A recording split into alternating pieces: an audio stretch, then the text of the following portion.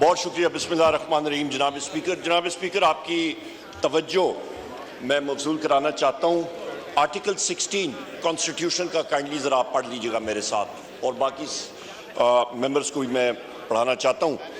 Article 16 जनाब speaker कहता है, every citizen shell have the right to assemble peacefully and without arms, subject to any reasonable restrictions imposed by law in the interest of public order. जनाब speaker, अभी मेरे फाजल दोस्त यहाँ पे जमशेद दस्ती साहब ने बात की। यहाँ पे जनाब स्पीकर परसों चौथ से पंजाब के मुख्तलिफ शहरों में सेक्शन 144 इम्पोज किया जा रहा है, और सेक्शन 144 ये सीआरपीसी आपकी यहाँ पे सेक्रेटेरिएट से मैंने मंगा ली है, और इसका आप ज़रा मुआयना करें और इसको पढ़ें। ये आपके मुख्तलिफ चीज़ें पूरी करनी होती है, कंडीशनैलिटीज़, उसके बाद इम्पोज होता है। यहाँ पे former chief minister, care taker chief minister Punjab, illegal care taker chief minister Punjab मौजूद है, जो कि गैबाना तौर पे इंडिपेंडेंट इलेक्ट होके आ गया। होता नहीं है, पर पता नहीं कैसे हुआ। पर जनाब स्पीकर, मैं आपसे ये अर्ज करता चलूं कि इस वक्त मेरे पास ये मोबाइल फोन्स पे नौशहरा विरका NA 81 गुजरांवाला में लेके पूरे पंजाब में इस वक्त पुलिस फोर्स इतनी भारी नफरी में आई है सिर्फ पीसफुल असेंबली रोकने के लिए।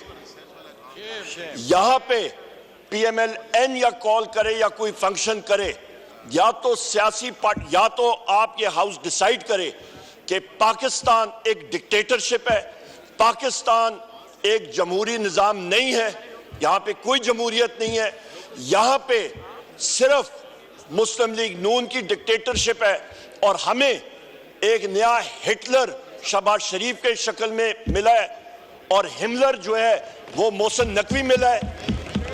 ये हम लोग यहाँ डिसाइड कर लें तो फिर तो दूसरी बात है।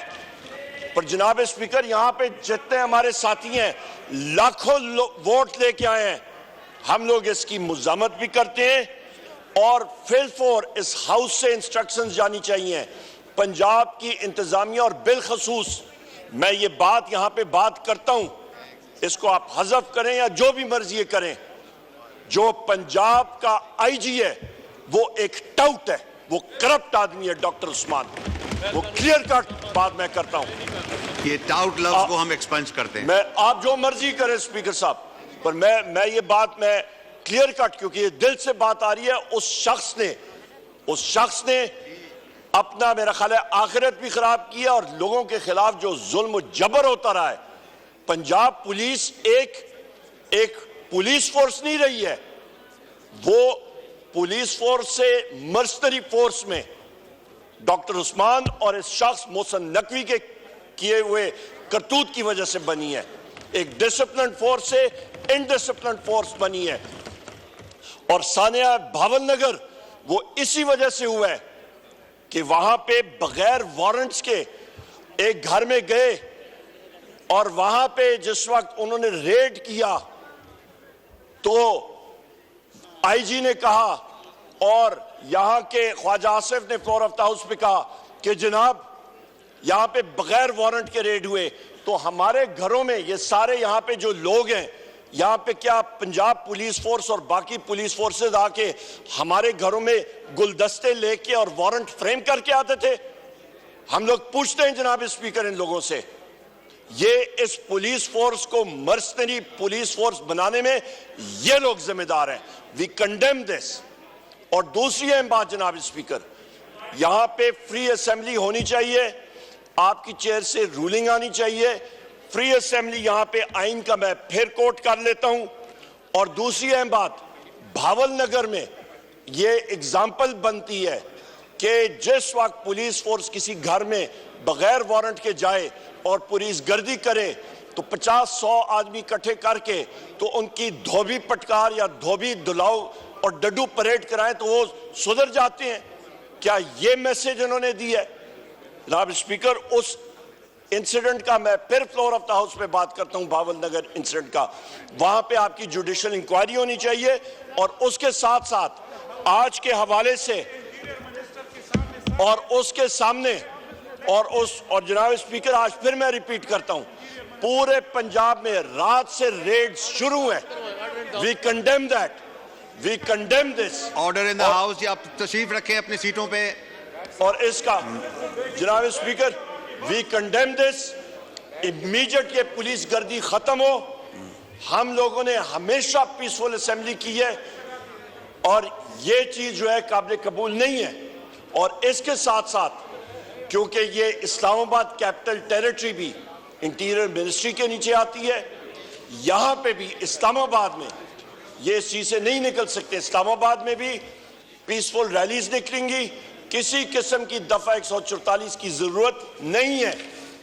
जनाब स्पीकर, मैं आखिरी दो बात करके फिर यहां पे बैठूंगा। बुशरा बीबी का केस, यहां पे जो उनके साथ जुल्म और सितम हो रहा है, एक छोटे से कमरे में अडयाला जेल की अथॉरिटीज ने उनको महसूल करके बंद किया हुआ है। उनको मेडिकल ट्रीटमेंट उनकी मर्जी की नहीं मिल रही।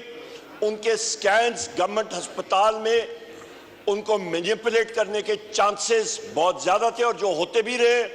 हमारी डिमांड है कि उनको जल्द से जल्द रिहा किया जाए, क्योंकि वो इद्दत केस में कभी प्रोसिक्यूटर इधर भागता है, गवर्नमेंट का वकील कभी इधर भागता है, कभी उधर भागता है। बोगस केस है वो। और जनाब स्पीकर, उनको medical facilities, medical scan private अस्पताल से, शौकत खानम से और शौकत खानम के डॉक्टर से उनको मुहैया की जाए, क्योंकि हमें ये गवर्नमेंट के अस्पताल के डॉक्टर्स और इनके स्कैन्स पे बिल्कुल हमें भरोसा नहीं है, क्योंकि ये मैनिपुलेट होते हैं। जिस तरह के प्लेटलेट्स नीचे से एजेंसीज ने उस वक्त भी मैनिपुलेट किए थे।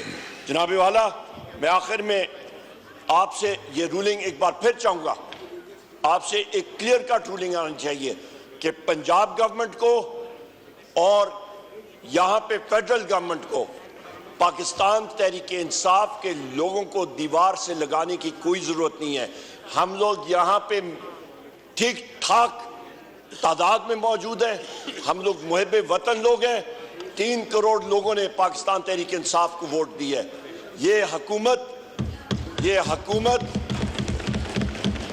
फॉर्म 47 की बैसाखियों पे आई है और ये ऐसी चीजें 2 मिनट में तब्दील हो जाती हैं। जनाब स्पीकर, जिंदगी का और हुकूमत चेंजेस का, मौत का कोई पता नहीं लगता। वक्त आने जाने में कोई चीज नहीं। जनाब स्पीकर, मैं इसीलिए आपका गुजारिश करूंगा कि प्लीज आपकी क्लियर कट फॉर डेमोक्रेसी ये रूलिंग जो है ये क्लियर कट है। अभी जमशेद दस्ती साहब ने बात की थी, यहाँ ये जमशेद दस्ती साहब यहाँ पे मौजूद हैं। यहाँ पे हमारे मुख्तलिफ साथी सारे पंजाब के मौजूद हैं। उनके हलकों में अभी ये जब जाएंगे तो इनके पीछे जनाब स्पीकर अरेस्ट के लिए पुलिस तैयार होगी। लिहाजा डिग्निटी ऑफ द हाउस आपने प्रोटेक्ट करना है। बहुत शुक्रिया जनाब स्पीकर। शुक्रिया।